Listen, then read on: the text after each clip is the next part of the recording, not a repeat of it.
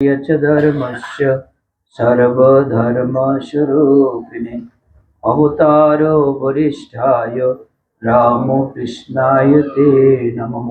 ॐ जताग्नेदाहिका शक्ति रामकृष्णे स्थिताय सर्वविद्यास्वरूपां शारदां प्रणमामः। ॐ नमो श्री यतिराजाय विवेकानन्दसूरये सच्चिशुक स्वरूपाय स्वामिने तापहारिणे गुरु ब्रह्मा गुरु विष्णु गुरुदेव महेश्वर गुरुदेव परब्रह्म तस्मै श्री गुरुवे नमः। सर्वमंगल मंगल्ये शिवे सर्वार्थ साधिके शरण्ये त्र्यंबके गौरी नारायणी नमोस्तुते। सृष्टि स्थिति विनाशानां शक्ति सनातनी गुणाश्रये गुणमये नारायणी नमोस्तुते। जय नारायणी नमोस्तुते जय नारायणी नमोस्तुते। तव कथामृतं तप्त जीवनं कविभिरीतं कल्मषापहं श्रवणमंगलं श्रीमदाततं भविगृह्णन्ति बुरिदा जना। श्री रामकृष्णेर आजकेर এই কথা আলোকিত কথামৃত পাঠচক্রের বিশেষ আজকের এই কথামৃত পাঠের যে অনুষ্ঠান, আপনারা উপস্থিত হয়েছেন শ্রীমতী অঞ্জলি প্রভা চৌধুরী মায়ের গৃহে। আমরা 2025 সালে আমরা এসেছিলাম দুর্গাপূজার আগে। তখন ওনার সাথে দেখা হয়েছিল এবং ওনার পুত্রবধূ নাতি নাত যারা আছে তাদের সাথেও আমাদের কথা বিনিময় হয়েছিল। তখনই আমাদের একটা ইচ্ছা ছিল যে এই বাড়িতে একটা পাঠের ব্যবস্থা যদি করা হয় তাহলে ভালো হয়। যাই হোক, অনেকগুলো দিন পার হয়েছে, আমরা মিলিত হতে পেরেছি। ঠাকুরের মহা কৃপা যে আজকে যারা উপস্থিত হতে পেরেছেন সকলের উপর বর্ষিত হয়েছে। 8ই মে গত 8ই মে আমরা গিয়েছিলাম জগন্নাথপুরে। আপনারা অনেকেই গিয়েছেন মন্দিরে, এই বাসুদেব মন্দিরে। সেটাও 100তম দিনের কথামৃত পাঠচক্র। 100তম দিন মানে 100 মাসে একবার করে হয়, সেইভাবে হিসাব করে 100তম মাসিক। আমার একটু অদ্ভুত, আমি অনেক সাধু জীবনের আমার অর্ধেক সময় চলে গেছে আমার উত্তরবঙ্গে। সেখানে আপনারা শুনে থাকবেন, সিলেটে অনেকবার এসেছেন স্বামী অমৃতানন্দ মহারাজ। ওনার অনেকগুলো বই লেখা আছে, যেমন পূজা পদ্ধতি পাবেন, শক্তি পাবেন, এই রামকৃষ্ণ চরিত পাবেন, ভজন সঙ্গীত, এরকম করে অনেকগুলো বই, তার 23টার মতো বই আছে ছোট ছোট আকারে। এই রামকৃষ্ণ ভাব প্রচারের ক্ষেত্রে উনি বাংলাদেশের একটি বিরাট ভূমিকা পালন করেছিলেন। 11 সালের 29শে জুলাই উনি গত হয়েছেন। আর আমাদের এদিকে পূজনীয় স্বামী অক্ষরানন্দজি মহারাজ, উনি গত হয়েছেন 18 এপ্রিল 11 সালের 18 এপ্রিল। এই কয়েক মাসের ব্যবধানে দুইজন গত হয়েছে। স্বাধীনতার পরবর্তী কাল আমরা যদি বাংলাদেশে এই ভাব প্রচার, রামকৃষ্ণের এই ভাব প্রচারের আমরা দেখি বা অবলোকন করি, তখন আমরা দেখব কি দুইজন দুই প্রান্তে ছিলেন। এদিকে ছিলেন ঢাকাতে অক্ষরানন্দজি, আর উত্তরবঙ্গে ছিলেন অমৃতানন্দজি। সাধু বলতে তখন ঢাকা আর দিনাজপুর দুইটি আশ্রমে সাধু ছিল, অন্য কোনো আশ্রমে সাধু ছিল না, বা আশ্রম তখন নেওয়াও হয়নি। পরবর্তীকালে ধীরে ধীরে ধীরে ধীরে এই ঠাকুরের এই ভাবধারা প্রচারের জন্য সাধু ব্রহ্মচারী জয়েন করেছে। তখন এখন 17টা আশ্রম বাংলাদেশে বেলুড় মঠের কেন্দ্রভূত হয়েছে। আর প্রাইভেট ভাবে অনেকগুলো সেন্টার তৈরি হয়েছে, যারা ভক্তদের মাধ্যমে পরিচালিত হচ্ছে। কেন বললাম যে অদ্ভুত লাগছে, আমি যখন 11 এপ্রিল 25 সালের 11 এপ্রিল সিলেটে এসেছি, 1 বছর 12 দিনের মধ্যেই আমি আবার এইখান থেকে ট্রান্সফার অর্ডার এসে গেছে, চলে গেছি। প্রত্যেকেরই এই যে যারা সিলেটে ভক্তরা রয়েছেন, আমি দেখছি ভক্তের মধ্যে উৎসাহের কিন্তু একটা অভাব নেই, ভীষণ উৎসাহ। এটি আমি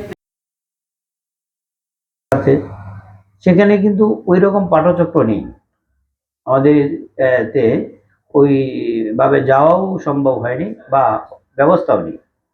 কিন্তু সিলেটে আসার পর কথামৃত আমাকে, আমি জানি আপনাদের কি করেছে, কিন্তু আমাকে কিন্তু বাঁচিয়ে রাখছে, যে কথামৃত বাঁচিয়ে রাখছে।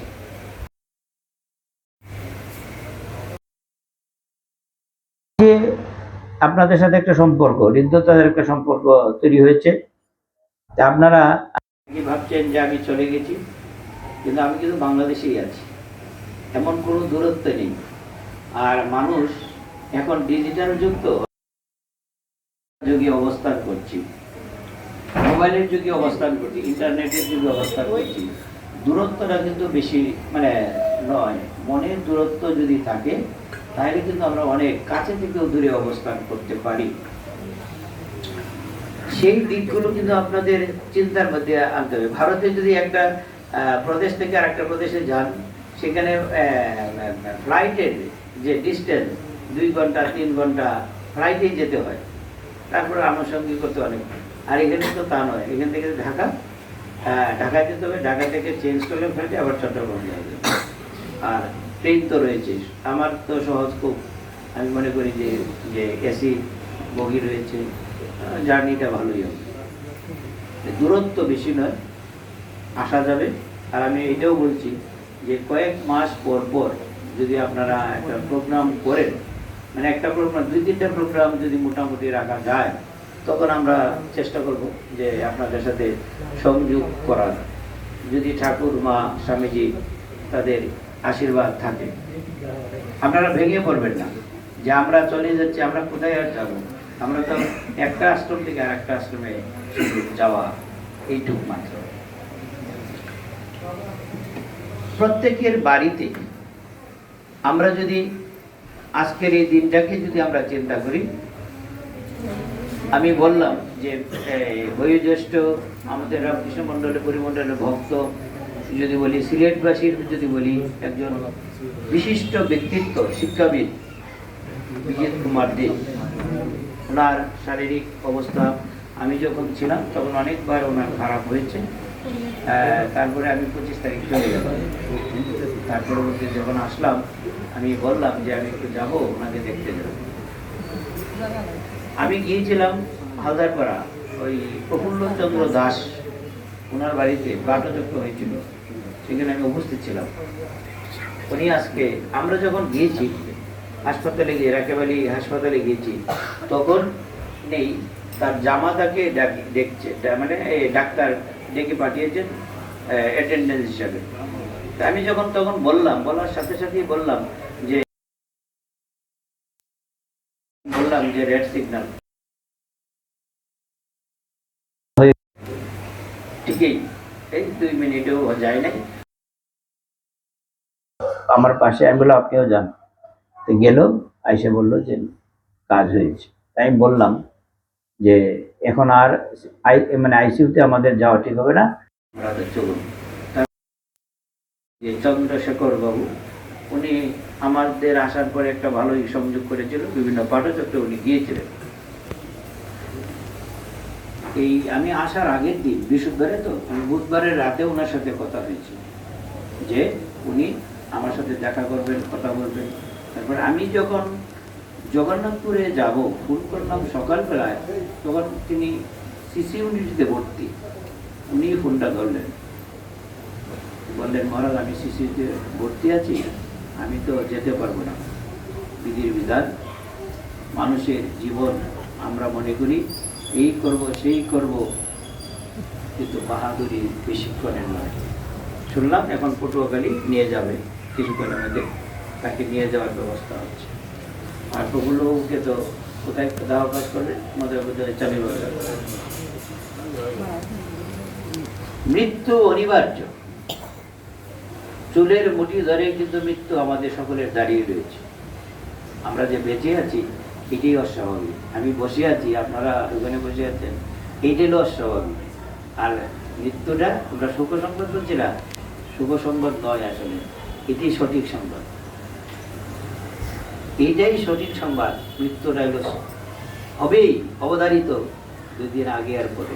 এই যে আমাদের একজন মানে খুব শ্রদ্ধাভাজন ব্যক্তিত্ব ডাক্তার দিব্যরঞ্জন দে, উনি বসে আছেন।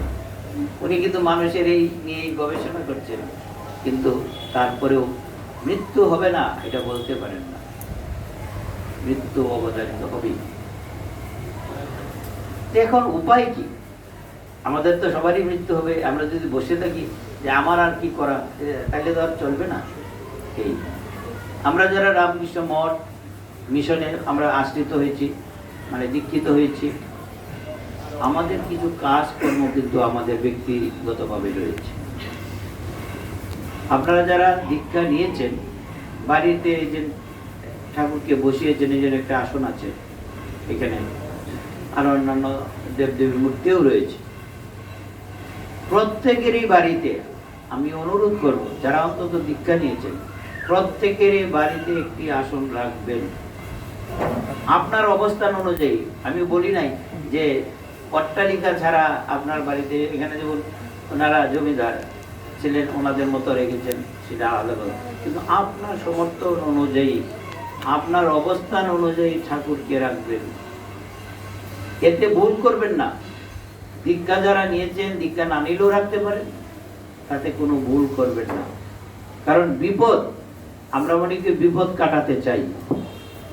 বিপদ কাটানোর জন্য ঠাকুর মা স্বামীজির ছবিও আপনাকে বিপদ কাটিয়ে দেবে। আর দীক্ষা যারা নিয়েছেন, আমি আরেকটা অনুরোধ করে দিচ্ছি, দীক্ষা যারা নিয়েছেন, যদি শান্তিতে থাকতে চান, নিত্য কর্মটা বাদ দিবেন না। শান্তি কিন্তু সবাই চায়। এখানে যারা আমরা উপস্থিত রয়েছে, শব্দ 3টা শব্দ আমি প্রায়ই বলে থাকি। শান্তি কিন্তু আমরা সবাই চাই। আরেকটা শব্দ চাই, আনন্দও চাই। আরেকটা হলো ভালোবাসাও চাই। এই যে আজকে আপনারা এসেছেন, আমাদের যে নিয়ে আসছে বাড়ির কর্তা, ওয়ান ব্যাংকে চাকরি করে, বাড়ির ছোট ছেলে, কি ম্যানেজার বলে, কি নাম ছেলেটা? ধ্রুবজ্যোতি চৌধুরী, মানে ছোট একটা ছেলে আছে, ওর বাবা। আমি যখন আমি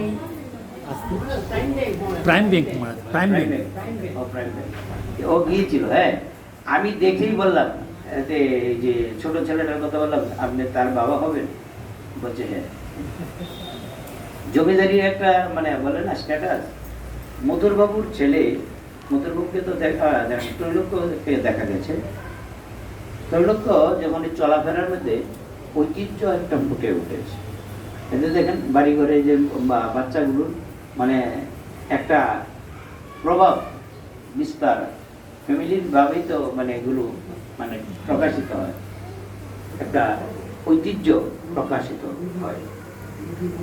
জীবনের চলার পথে এখন আমাদের এই মানব জীবন আমরা যদি আমরা চিন্তা করি, আমাদের প্রভাবটা কি হবে? মানুষের মধ্যে কে শ্রেষ্ঠ?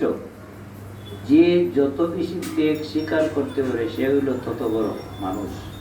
আমরা যখন আসছিলাম তখন ধ্রুবজ্যোতি রায় চৌধুরী মানে আমাদের নিয়ে গাড়ি চালাচ্ছিল, বলছিল তখন, মহারাজ এখন হাসতে হাসতেই বলছিল, এখন যে যত বেশি নেগেটিভ করতে পারবে, মিথ্যাচার করতে পারে, সে তত বেশি বড়।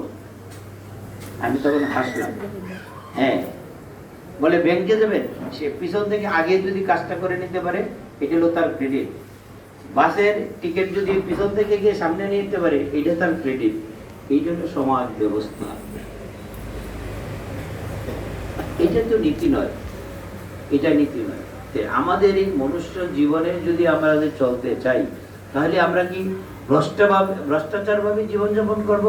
না নীতিগত দিকগুলো আমরা মেনে চলব। রামকৃষ্ণের কাছে এই শিক্ষাটুকু আমাদের নিতে হবে যে আমরা যেমন তেমন করে চলাফেরা,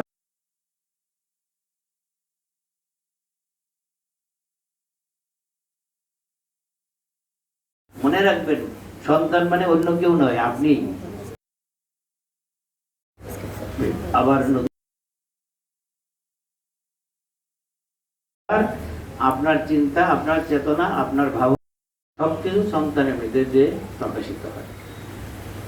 তাই ভালো আসবে, ভালো আসবে।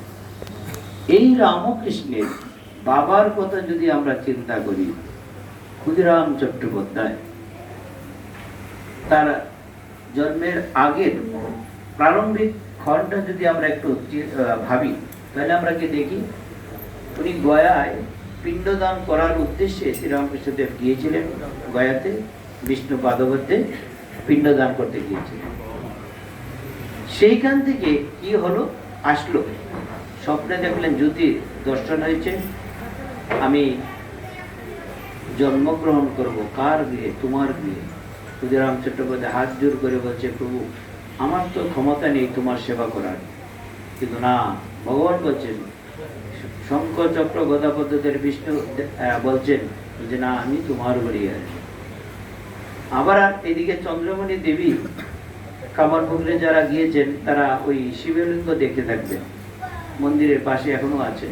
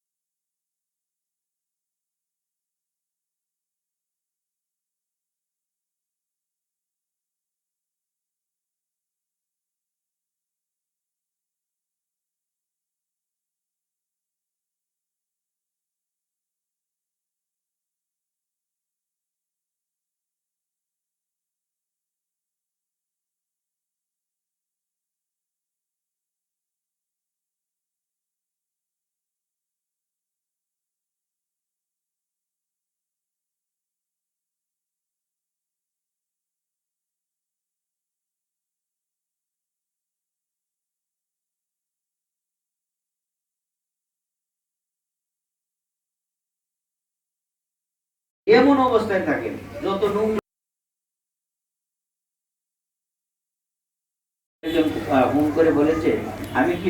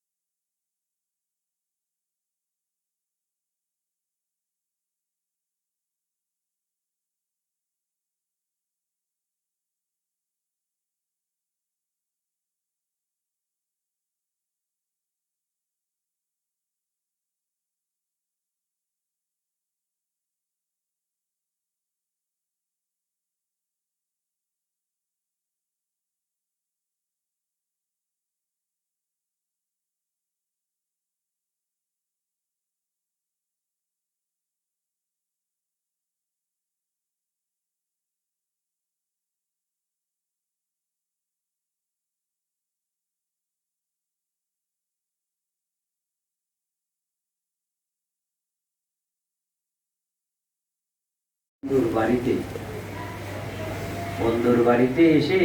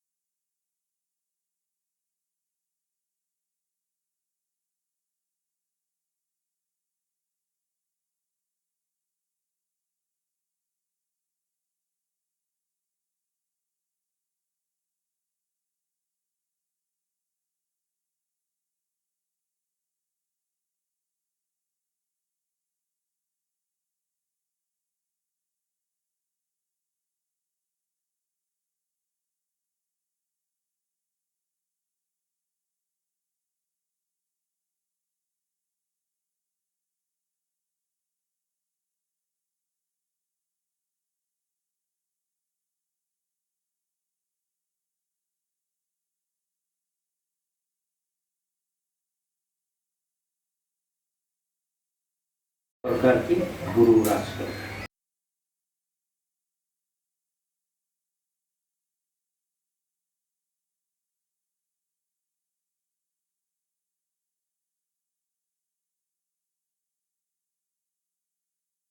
অবসর নদী আছে